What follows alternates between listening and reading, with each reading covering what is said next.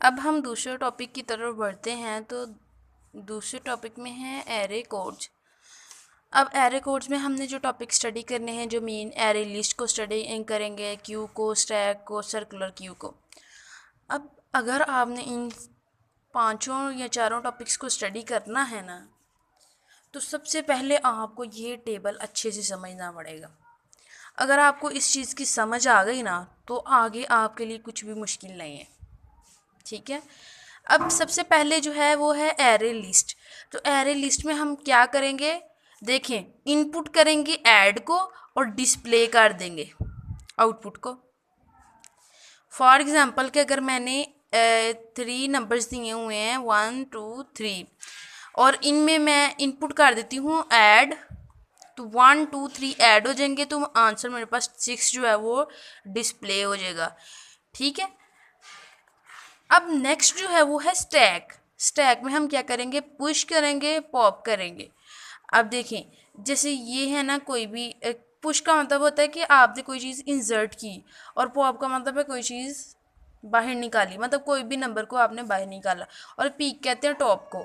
अब इसमें जो हमारे पास जो फिनोमेना अप्लाई होगा वो है लास्ट इन फर्स्ट आउट। जैसे ये एक स्टैक है, तो मैंने इसमें जो है वो सबसे पहले 1 को भेजा, फिर 2 को और फिर 3 को। अब यहाँ से इंसर्शन हो गई, मतलब पुश हो गए तीनों। अब जब पॉप की बारी आनी है तो सबसे पहले 3 ने बाहर निकलना है, तो जो सबसे लास्ट पे एंटर होगा सबसे पहले निकलेगा किसमें, स्टैक में। तो ये बेसिकली कॉन्सेप्ट है स्टैक का। अब हम क्यू की बात कर लेते हैं। तो क्यू में बेसिकली इन क्यू और डी क्यू होता है। जैसे क्यू जो है ना, इस तरह का स्ट्रक्चर होता है कि ये लाइन ही होती है। अब ये देखें कि मैंने फर्स्ट करें 1 2 3 ऐड किया, तो अब मैं जो है वो यहाँ से ऐड कर रही हूँ, तो ये क्या है, इन क्यू, और यहाँ से डिलीट करूँगी तो ये क्या है, डी क्यू। ठीक है। अब जहाँ से हम ऐड करेंगे वो इन क्यू है और वो डी क्यू है। ऐड करना इन क्यू एंड दी डिलीट करना वो क्या है, डी क्यू। इसमें हम फीफो को यूज़ करेंगे, फर्स्ट इन फर्स्ट आउट। जो सबसे पहले अंदर आएगा वो सबसे पहले बाहर जाएगा। 1 जो है वो सबसे पहले आया था, तो ये सबसे पहले बाहर जाएगा। यहाँ तक मुझे लगता है कि आपको बिल्कुल अच्छे से समझ आ गई है। अब यहाँ पे आगे है सर्कुलर क्यू। इसमें है इन क्यू और डी क्यू, सेम वही प्रोसेस चलता है। तो आगे हम इसको ना, इसके कोड को स्टडी करते हैं, और फिर आपको मैंने कोड भी इस कदर आपको समझाने के लिए इजी टिप्स का यूज़ किया कि आपको इस तरह समझ आ जाए कि आपको भूले ना आइए। अब यहाँ पे देखें एरे लिस्ट। तो एरे लिस्ट मैंने सबसे पहले जो है वो आपको कोड दिया है इसका। तो ये देखें, एक हमने लिस्ट क्रिएट की जिसकी जो है वो कॉम्प्लेक्सिटी जो है वो, या कैपेसिटी, हाँ, इसकी जो कैपेसिटी है वो क्या है, 2। एक लिस्ट हमने ली, उसकी कैपेसिटी है 2। अब हमने क्या किया, जो लिस्ट है उसमें हमने ऐड करवा दिया 10 को, लिस्ट में ऐड करवा दिया 20 को, लिस्ट में ऐड करवा दिया 30 को, लिस्ट में ऐड करवा दिया हमने। अब लिस्ट जो है वो डिस्प्ले करवा देगी जो हमारा रिजल्ट है। अब देखें, हमने पीछे बात की कि जो हमारे पास एरे लिस्ट है ना, उसमें हमने ऐड करना और डिस्प्ले करवा देना, मतलब इस तरह से नंबर्स को ऐड किया और डिस्प्ले करा दिया। अब बिल्कुल इसी तरह इसमें हमारे पास नंबर ऐड हुए 10 20 और 30, ये क्या हो गया, डिस्प्ले हो गए। ठीक है। अब हम आगे जो है वो स्टैक को स्टडी करेंगे। तो स्टैक जो है वो उसमें हमने पहले पुश किया 5 को। अब हमने एक स्टैक बना ली, उसमें हमने सबसे पहले पुश कर दिया 5 को। यहाँ से पुश हो रहा है, यहाँ से पॉप होगा। ओके।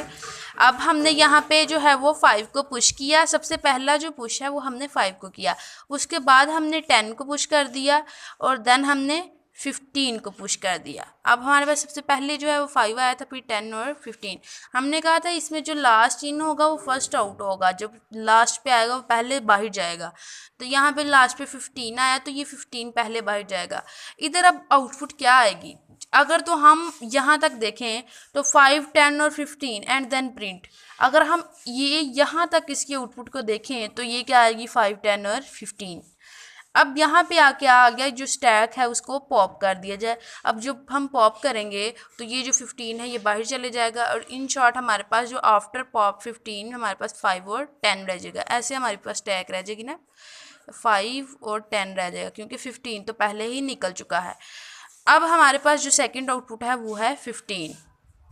अब नेक्स्ट जो है वो क्यू को हम देखते हैं, तो क्यू जो है वो क्यू के साथ क्यू इन क्यू मतलब कि हमने क्यू के अंदर जो है वो हमने एलिमेंट्स को डालना है। तो सबसे पहले मैंने 1 को डाल दिया, फर्स्ट जो इन क्यू है वो मैंने कर दिया। देन मैंने इन क्यू किया 2 को एंड देन मैंने कर दिया 3 को। अब यहाँ पे इन क्यू इधर से हो रहा है, डी क्यू इधर से होगा, ये डी क्यू वाली साइड है और ये इन क्यू वाली साइड है। अब यहाँ पे देखें कि जो सबसे पहले आएगा वो सबसे पहले बढ़ जाएगा, मतलब यहाँ पे फीफो टर्म यूज़ होगी, फर्स्ट इन फर्स्ट आउट, जो सबसे पहले आएगा वो सबसे पहले बढ़ जाएगा। तो यहाँ पे देखें हमारे पास आउटपुट जो आई सबसे पहले जो यहाँ तक हमारे पास प्रिंट हुई स्क्रीन पे आउटपुट, उसके मुताबिक 1 2 3 आया। अब यहाँ पे जो डी क्यू है हमने 1 को बाहर निकाल दिया, it means the first output is 1 2 3 and the second one is the 1। Okay, because we have dq1 from the q. Okay, now we study the circular q. The circular q is same. अब यहाँ पे हम क्या करेंगे, 10 20 और 30, 10 सबसे पहले आया, 20 उसके बाद, 30 उसके बाद। अब हमने स्क्रीन पे प्रिंट करवा दिया तो हमारे पास आउटपुट आ गई 10 20 और 30। अब उसने कहा डी क्यू करवाओ। अब हम डी क्यू करवाएंगे तो ये 10 जो है वो डी क्यू हो जाएगा, तो हमारे पास पीछे रह जाएगा 20 और 30। तो यहाँ पे हमने फिर 20 और 30 को प्रिंट करवाया, फिर पहले 10 20 और 30 को। मुझे कंफर्म है कि आपको यहाँ तक समझ आ गई होगी। ये कंप्लीट जो है वो आप अगर आपने प्रिपरेशन नहीं की, वीडियो को एंड नहीं करता, एंड तक देखते रहना है, आपने वीडियो को छोड़ना नहीं है।